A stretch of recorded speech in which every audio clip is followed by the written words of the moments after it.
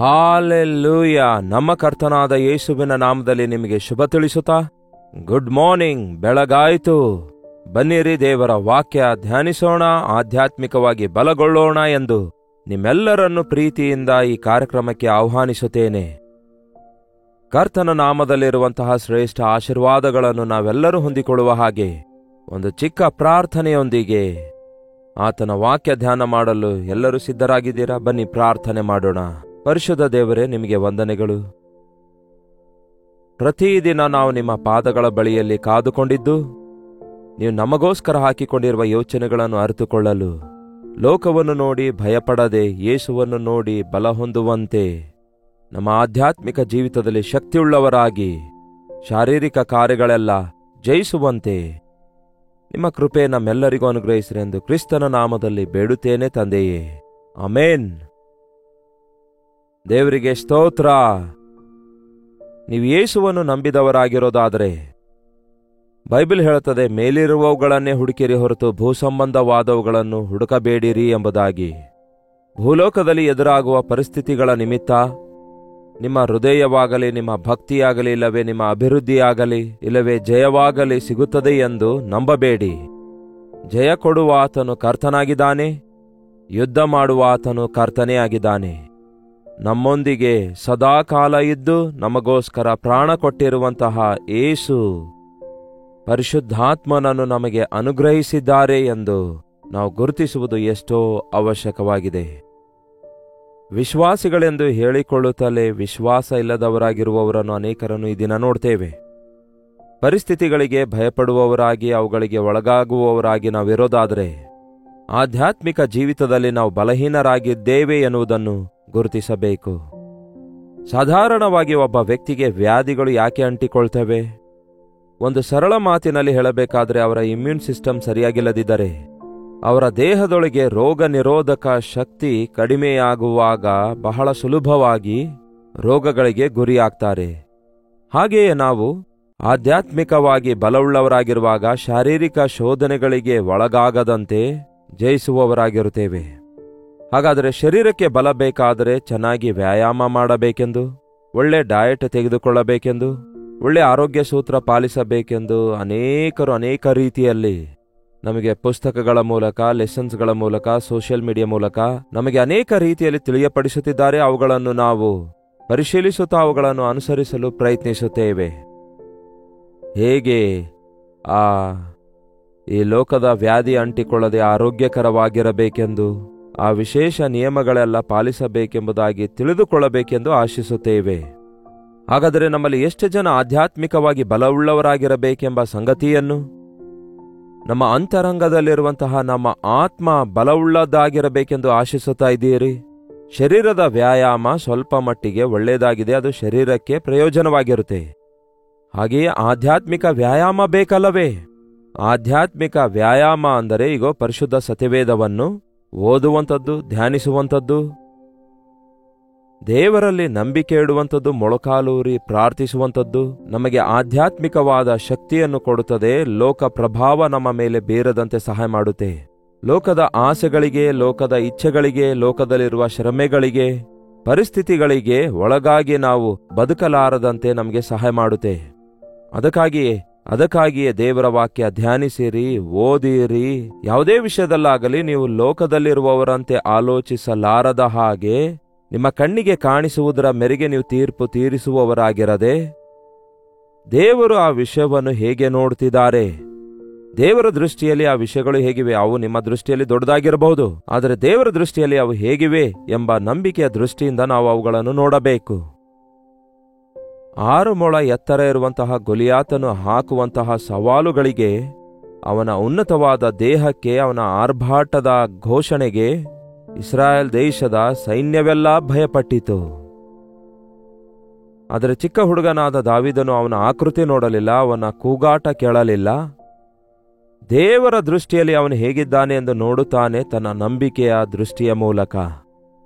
ಇವನು ಒಂದು ನಾಯಿಗಿಂತಲೂ ಕಡಿಮೆಯಾಗಿದ್ದಾನೆ ನನ್ನ ದೃಷ್ಟಿಯಲ್ಲಿ. ದಾವೀದನು ದೇವರನ್ನು ನೆನೆಸಿ ಹೇಳ್ತಾನೆ, ಕರಡಿಯನ್ನು ಸಿಂಹವನ್ನು ಕೊಂದಾಕಲು ಸಹಾಯ ಮಾಡಿದ ನನಗೆ ಈ ಸುನ್ನತಿ ಇಲ್ಲದವನನ್ನು ಕೂಡ ನಾನು ಎದುರಿಸಬಲ್ಲೆ ನನ್ನ ಕರ್ತನಾದ ಯೆಹೋವನ ನಾಮದಲ್ಲಿ. ಆನಂತರ ದಾವೀದನು ಅವನನ್ನು ಎದುರಿಸಿ ಜಯಿಸುತ್ತಾನಲ್ಲವೇ. ಹಾಗೆಯೇ ನಮ್ಮ ಜೀವಿತದಲ್ಲಿಯೂ ಕೂಡ ಕೆಲವೊಂದು ಗೊಲಿಯಾತರನ್ನು ಎದುರಿಸಬೇಕಾಗ್ತದೆ. ಆದರೆ ನಾವು ಕುಗ್ಗುವವರಾಗಿ ಭಯಪಡುವವರಾಗಿ ಇರಬಾರದು. ಇಸ್ರಾಯೇಲರನ್ನು ಕರ್ತನಾದ ಯೆಹೋವನು ಅವರನ್ನು ಐಗುಪ್ತ ದೇಶದಿಂದ ಹೊರಗೆ ತಂದಾಗ ಅವರನ್ನು ಕಾನಾನ್ ದೇಶಕ್ಕೆ ಸೇರಿಸುವ ಮುಂಚೆ ಮೋಶೆ 12 ಮಂದಿಯನ್ನು ಕರೆದು, ನೀವು ಕಾನಾನ್ ದೇಶವನ್ನು ಗೂಢಾಚಾರಿಗಳಾಗಿ ನೋಡಿ ಬನ್ನಿರಿ ಎಂದು ಹೇಳಿ 12 ಮಂದಿಯನ್ನು 40 ದಿನಗಳವರೆಗೂ ಆ ದೇಶ ಸಂಚಾರ ಮಾಡಿ ನೋಡಿ ಬನ್ನಿರಿ ಅನ್ನುತ್ತಾನೆ. ಇದೆಲ್ಲ ವಿವರವಾಗಿ ಹೇಳಲಿಕ್ಕಾಗಲ್ಲ, ಅನುದಿನದ ಧ್ಯಾನದಲ್ಲಿದ್ದೇವಲ್ಲವೇ. ನಂತರ ನೀವು ಬೇಕಾದರೆ ದಿನವಿಡೀ ಧ್ಯಾನಿಸಿ.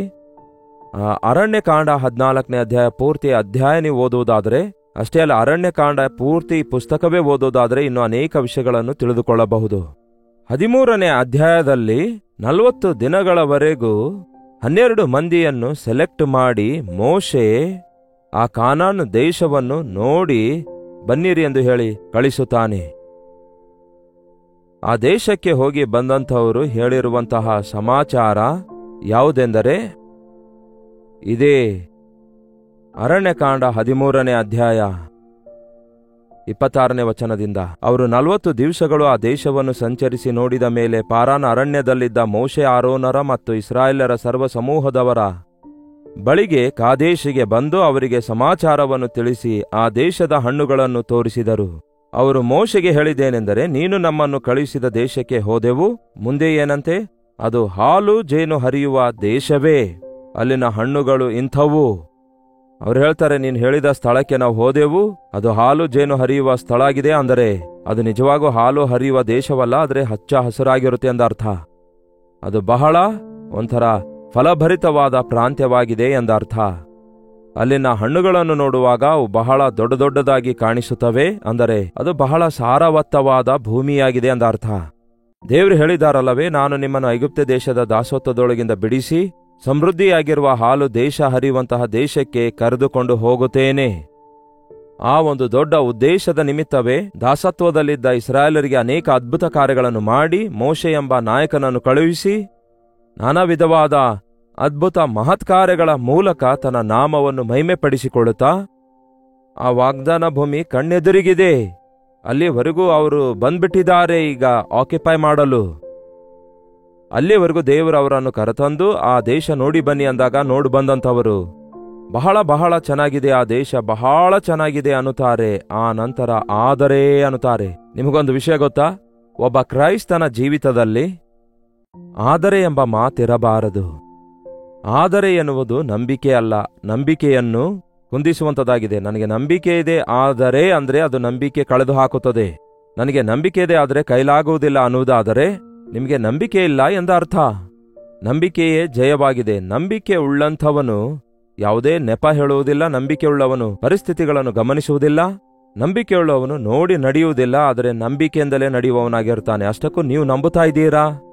ಯೇಸು ಹೇಳಿದ್ದಾರೆ, ನನ್ನಲ್ಲಿ ನಂಬಿಕೆ ಇಡೀರಿ ಅಂದಿದ್ದಾರೆ. ನೀವು ಕಳವಳ ಪಡಬೇಡಿ, ಪರಿಸ್ಥಿತಿಗಳನ್ನು ನೋಡಿ. ನಿಮ್ಮ ಹೃದಯವು ಕಳವಳಗೊಳ್ಳದಿರಲಿ. ನೀವು ದೇವರನ್ನು ನಂಬಿರಿ, ನನ್ನನ್ನು ನಂಬಿರಿ ಎಂದು ಯೇಸು ಹೇಳಿದಾರಲ್ಲವೇ. ನಾನು ನಿಮಗೆ ಸಮಾಧಾನ ಕೊಡ್ತೇನೆ, ಜಯ ಕೊಡ್ತೇನೆ ಎಂದು ಹೇಳಿದ ಕರ್ತನು ಆ ದಿನವೂ ಈ ದಿನವೂ ಕೂಡ ಸಜೀವ ಉಳ್ಳವರಾಗಿದ್ದಾರೆ. ನಮ್ಮ ವಿಷಯದಲ್ಲಿ ದೊಡ್ಡ ಪ್ರಣಾಳಿಕೆ ಉಳ್ಳವರಾಗಿದ್ದಾರೆ. ಇಲ್ಲಿ 40 ದಿನ ದೇಶ ಸಂಚಾರ ಮಾಡಿ ನೋಡಿ ಬಂದಾಗ ಅಲ್ಲಿನ ಹಣ್ಣುಗಳು ಚೆನ್ನಾಗಿವೆ. 28ನೇ ವಚನ, ಆದರೆ ಆ ದೇಶದ ನಿವಾಸಿಗಳು ಬಲಿಷ್ಠರಾಗಿದ್ದಾರೆ. ಅವರಿರುವ ಪಟ್ಟಣಗಳು ದೊಡ್ಡದಾಗಿಯೂ ಕೋಟೆ ಕೊತ್ತಲುಗಳುಳ್ಳದಾಗಿಯೂ ಅವೆ. ಅಲ್ಲಿ ನಾವು ಉನ್ನತ ಪುರುಷರನ್ನು ನೋಡಿದೆವು. ಅಮಾಲೇಕ್ಯರನ್ನು, ಹಿತ್ತಿಯರನ್ನು, ಯೆಬೂಸಿಯರನ್ನು, ಹೀಗೆ ಯಾರ್ಯಾರನ್ನೋ ಅವರು ನೋಡಿದರಂತೆ. ಏನಂತೆ? ಇಂಥವರನ್ನೆಲ್ಲ ನಾವು ನೋಡಿದ್ದೇವೆ. ಅವರು ಬಹಳ ಬಲಿಷ್ಠರಾಗಿದ್ದಾರೆ, ಬಹಳ ಎತ್ತರವುಳ್ಳವರಾಗಿದ್ದಾರೆ. ಅವರು ಬಹಳಷ್ಟು ಬಲಿಷ್ಠರಾಗಿದ್ದಾರೆ ಎಂದು ನೋಡಿದವರು ಹೇಳ್ತಾರೆ. 32ನೇ ವಚನ ಕೂಡ ಬೇಕಾದರೆ ನೋಡಿ. ಅದಲ್ಲದೆ ಇವರು ತಾವು ಸಂಚರಿಸಿ ನೋಡಿದ ದೇಶದ ವಿಷಯವಾಗಿ ಇಸ್ರಾಯೇಲರಿಗೆ ಆ ಶುಭ ಸಮಾಚಾರವನ್ನು ಹೇಳಿದರು.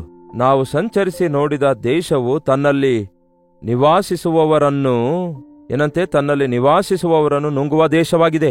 ಅದಲ್ಲದೆ ನಾವು ಅದರಲ್ಲಿ ನೋಡಿದ ಜನರೆಲ್ಲರೂ ಬಹಳ ಎತ್ತರವಾದವರು. ಅಲ್ಲಿ ನೆಫೇಲಿಯರು ಅಂದರೆ ರಾಕ್ಷಸ ವಂಶಸ್ಥರಾದ ಉನ್ನತ ಪುರುಷರನ್ನು, ಆ ನೆಫೇಲಿಯರನ್ನು ನೋಡಿದೆವು ಅನ್ನುತ್ತಾರೆ.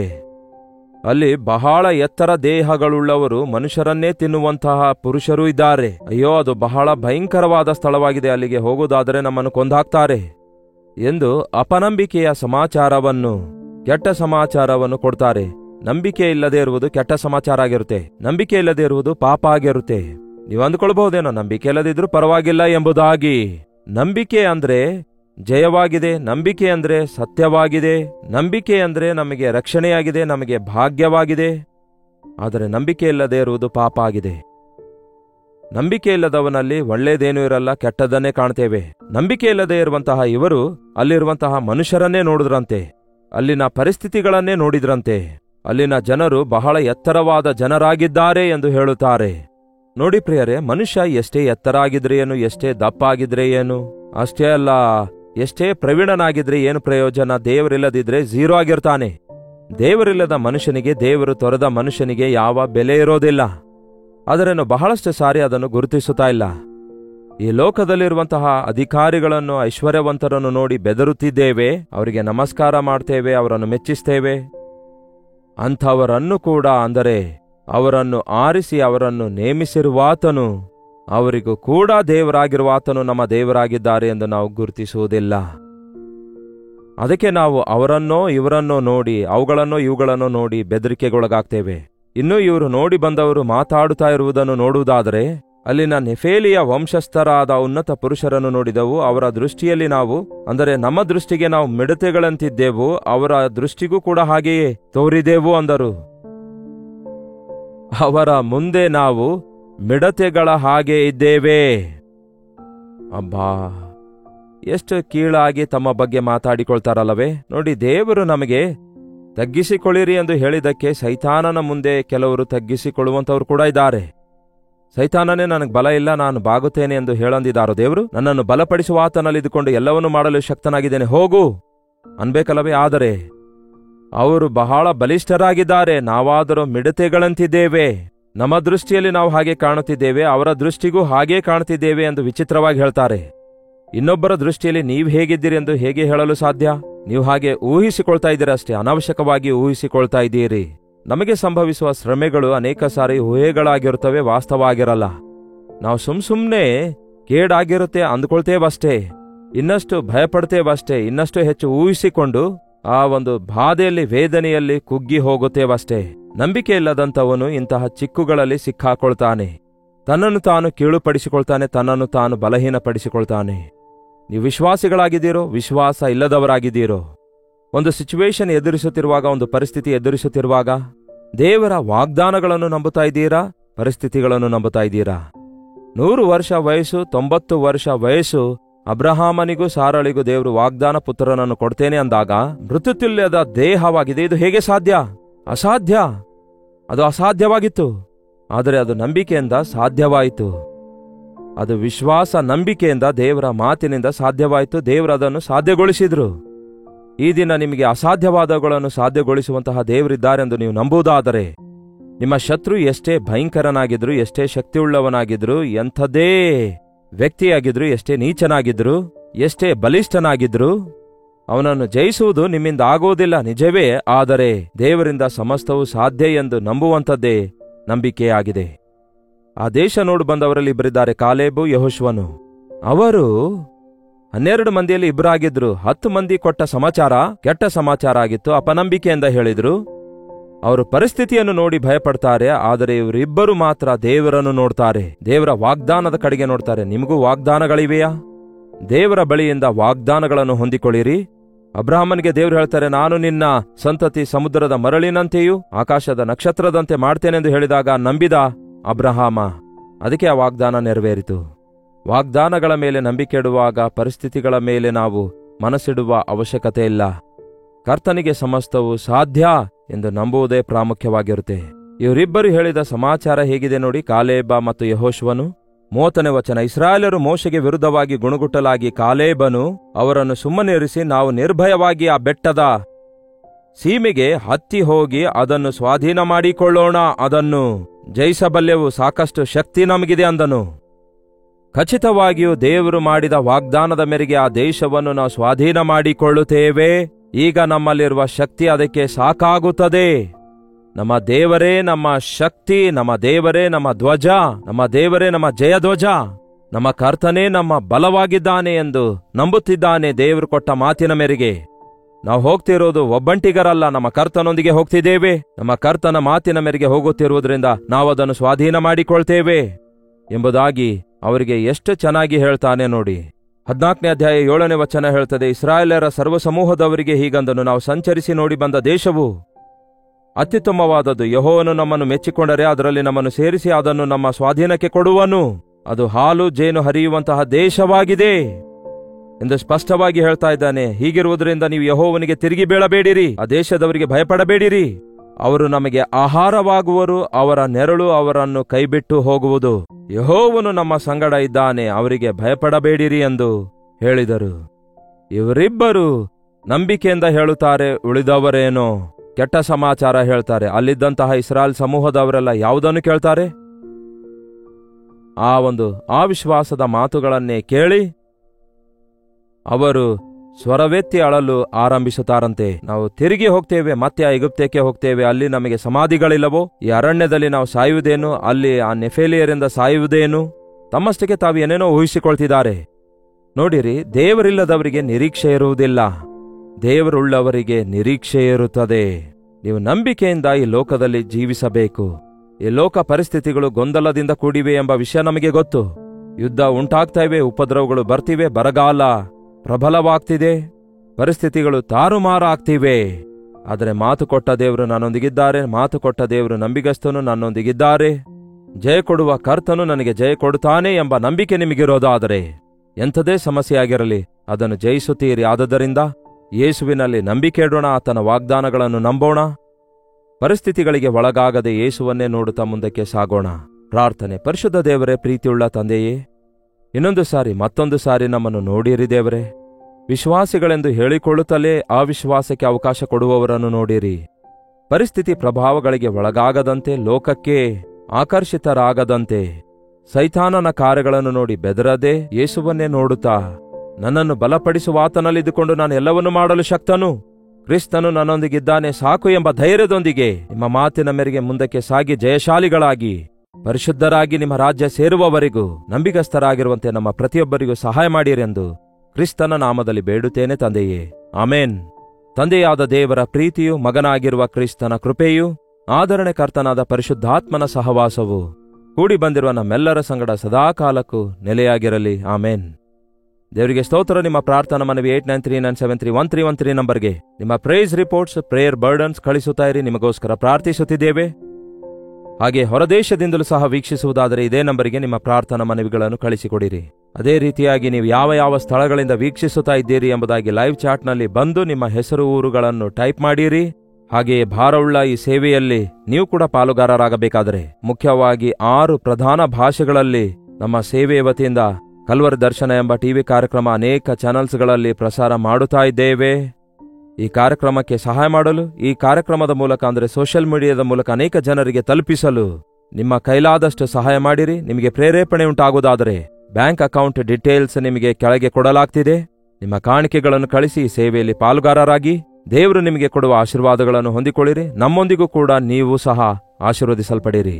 ಇನ್ನೂ ಹೆಚ್ಚಿನ ವಿವರ ನಿಮಗೆ ಬೇಕಾಗುವುದಾದರೆ 8939731313 ನಂಬರಿಗೆ ಒಂದು ಟೆಕ್ಸ್ಟ್ ಇಲ್ಲವೇ ವಾಯ್ಸ್ ಮೆಸೇಜ್ ಕಳಿಸಬಹುದು. ಕರ್ತನ ಚಿತ್ತವಿರುವುದಾದರೆ ಮತ್ತೆ ನಾಳೆ ಇದೇ ಅನುದಿನದ ಧ್ಯಾನದಲ್ಲಿ ಭೇಟಿಯಾಗೋಣ. ಅಲ್ಲಿವರೆಗೂ ದೇವರ ಮಹಾಕೃಪೆ ನಿಮ್ಮೆಲ್ಲರೊಂದಿಗಿರಲಿ.